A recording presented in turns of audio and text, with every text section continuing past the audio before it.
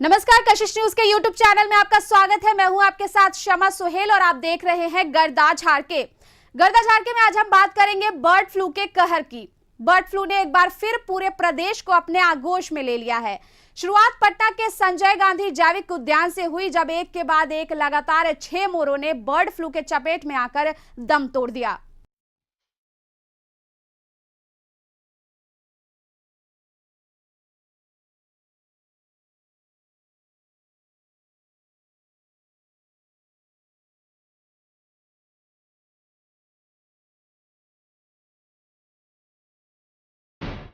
Bird flu ने एक सप्ताह पहले ही दस्तक दी थी, मगर जू प्रशासन इस बात से बेखबर रहा। मोरों की मौत के बाद अवशेषों को जब कोलकाता भेजा गया, तब जाकर बर्ड फ्लू की पुष्टि हुई। वहीं पटना के बाद बर्ड फ्लू ने भागलपुर को अपना शिकार बनाया।